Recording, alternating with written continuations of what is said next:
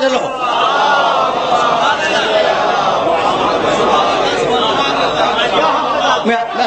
سنتے چلو اس لیے کہ اب ذرا یہ گمراہی کا فلسفہ سمجھ میں آ جائے پھر ہم ہدایت کی طرف واپس چلے جائیں گے. بھائی عجیب و غریب مرحلہ فکر کتنا پرانا ہے خدا کی قسم. اچھا رک جاؤ اس لیے کہ بہت عجیب و غریب بات تمہاری خدمت میں ہدیہ کروں گا. کتنا پرانا ہے؟ انسانی نبی جتنے بھی آئے ان سے پہلے سے ہے اور ختم نبوت کے بعد تک ہے. کتنا پرانا ہے نا بھائی. عجیب بات یہ اس کا ایک جملہ سنتے جاؤ. پروردگار نے کہا سورہ اعراف میں 7واں سورہ قرآن مجید کا کہ ما منعک اللہ تسجد اذ امرتک. امر کیا تھا میں نے. اللہ کہتا ہے کہ میں نے تجھے امر کیا تھا سجدے کا, تو نے امر کا انکار کیوں کیا؟ آدم کا کیس بیچ میں نہیں ہے. سننا بھائی سننا, آدم کا کیس درمیان میں نہیں ہے. اللہ جو سوال کر رہا ہے اپنے امر کے متعلق, اپنے امر کے متعلق. توجہ رہے کہ میں نے تجھے امر کیا تھا سجدے کا, تو نے میرے امر کا انکار کیوں کیا؟ بھائی توجہ, بہت توجہ. کہنے لگا کہ انا خیر منہ, میں آدم سے بہتر ہوں.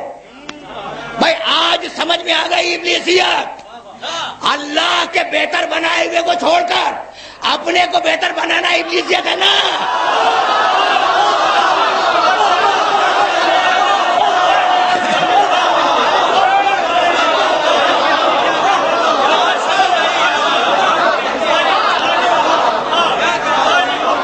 سمجھ رہے ہیں؟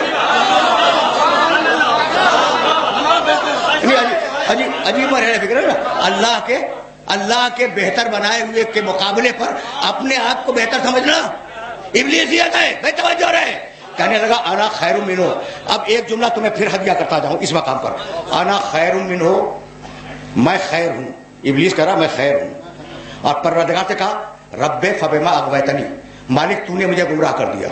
گمراہی شر ہے تو مالک کو نسبت دے رہا ہے شر سے اور اپنے آپ کو نسبت دے رہا ہے خیر سے. سمجھ گئے؟ مالک سے کہہ رہا ہے کہ مالک شر تو نے کیا کہ مجھے گمراہ کر دیا. تو جو خیر اور شر دونوں کو اللہ کی طرف سے سمجھے,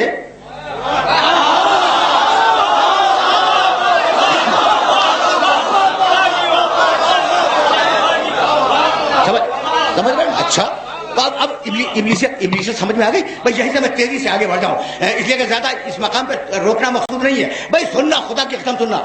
کہنے لگے ابلیس ہے. میں نے کہا میاں مر کھپ گیا ہوگا کہیں, آدم کے پہلے سے آ رہا ہے, میرا نبی کے بعد تک ہے, کہیں مر گیا ہوگا. اتنا بوڑھا کہاں زندہ رہے گا؟ اتنا بوڑھا کہیں مر کھپ گیا ہوگا. کہا نہیں, غصہ آ گیا. کہنے لگے زندہ ہے. کہنے لگے زندہ ہے. ہم نے کہا بھی کہتے زندہ ہے. کہا بھائی اللہ نے زندہ رکھا ہے. تو آج آپ کا عقیدہ سمجھ میں آ گیا کہ آپ کے عقیدے میں گمراہ کرنے والا ابلیس تو زندہ رہ سکتا ہے, ہدایت کرنے والا امام زندہ نہیں رہ سکتا.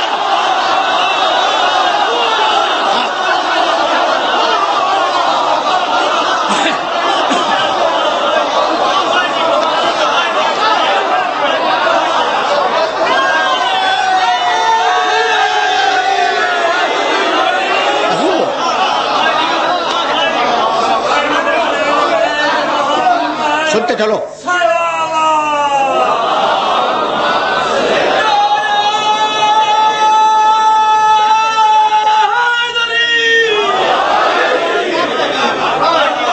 ویسے پہنچ رہا ہے نا. اچھا بھائی بہت توجہ رہے, بہت توجہ رہے. بڑے نازک مرحلے فکر ہے اور یہاں سے میں تمہیں آگے لے جانا چاہ رہا ہوں. ابھی طے کریں گے کہ ہدایت کرنے والا امام زندہ رہ سکتا ہے یا نہیں, ابھی طے کریں گے. لیکن ابھی وہ منزل نہیں آئی. یہ ہے ابلیس کی منطق. بھائی ابھی میں نے ڈیکارٹ کا فلسفہ تمہارے سامنے سنا ہے. ڈیکارٹ کا فلسفہ تم نے سن لیا, ابلیس کی منطق تم نے سن لی. اب خدا کی قسم آدم کی منطق سننا. وہ فجور کی منطق تھی, یہ تقوی کی منطق. جاؤ حوالہ نوٹ کرو, معجم طبرانی صغیر, علامہ طبرانی رحمۃ اللہ علیہ عالم اسلام کے بہت بڑے محدث گزرے ہیں. انہوں نے اپنی معجم کی دوسری جلد میں لکھا.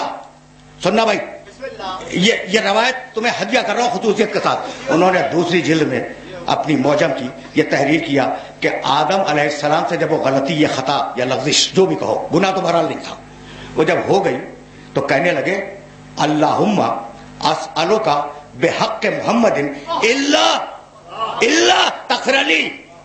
मालिक तुझे मोहम्मद का वास्ता, सुनना भाई सुनना, मालिक तुझे मोहम्मद का वास्ता मुझे माफ कर दे। अल्लाह ने जानते हो क्या पूछा कि या आदम मन मोहम्मद, आदम तुम क्या जानो कि मोहम्मद कौन है?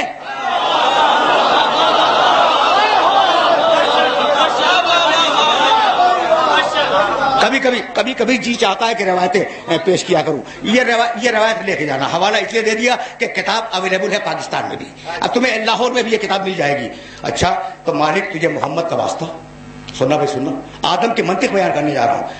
मालिक तुझे मोहम्मद का वास्ता मुझे बख्श दे।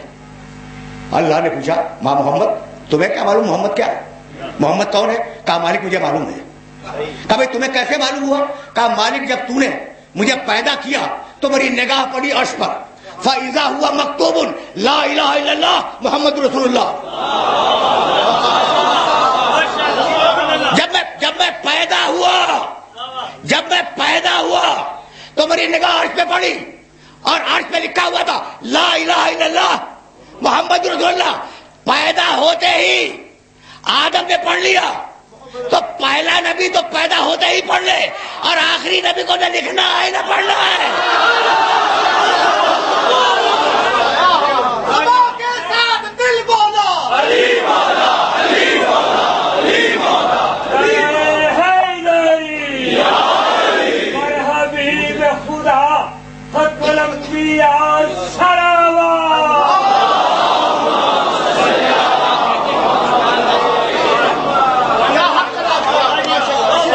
सुनना भाई सुनना, अब ये जुमला तो तुम्हें हदिया करूंगा। तो मालिक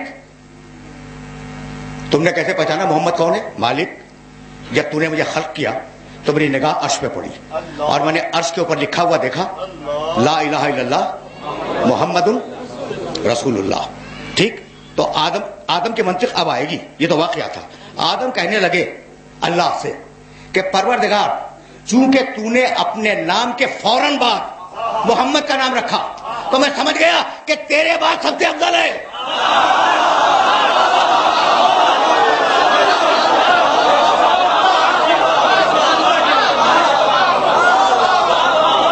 क्या समझ गए? मंतिक समझ में आ गई। ला इलाहा इल्लल्लाह मोहम्मद रसूलुल्लाह, चूंकि तेरे नाम के फौरन बाद मोहम्मद का नाम है तो मैं समझ गया कि तेरे बाद सबसे अफजल यही है। तो आदम पहले इंसान, पूरी इंसानियत के बाद आदम की पहली मंतिक ये है और आदम का पहला इस्तिदलाल ये है कि जिसका नाम खुदा के फौरन बाद हो वो कायनात में सबसे अफजल है। अब मैं हजरत अब्दुल्ला इब्ने मसूद की रवायत बयान करूं। यह रिवायत थी तबरानी की। अब्दुल्ला इब्ने मसूद कहते हैं कि 3 जुमले लिखे हुए थे, ला इलाहा इल्लल्लाह मोहम्मद रसूलुल्लाह अलीयुन वलीयुल्लाह। अब अली के बारे में फतवा क्या है? भाई सुनना,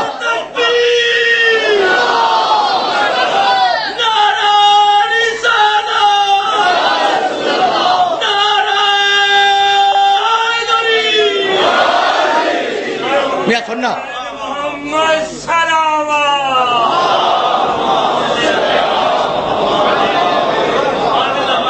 भाई मेरे साथ चलना। हजरत अब्दुल्ला इब्ने मसूद रज़ी अल्लाह ताला अन्हु, कोई मजाक नहीं है, ये नाम साहबी रसूल है और बहुत बड़े साहबी हैं भाई, बहुत तवज्जो है। उन्होंने कहा कि अर्श पे लिखा हुआ है ला इलाहा इल्लल्लाह मुहम्मद रसूलुल्लाह अलीयुन वलीयुल्लाह। अब आदम की मंतिक ले आओ। अगर आदम के बेटे हो ना तो आदम की मंतिक को मान लो कि जो अल्लाह के बाद फौरन आए वो अल्लाह के अलावा सबसे अफजल, और जो मोहम्मद के बाद फौरन आए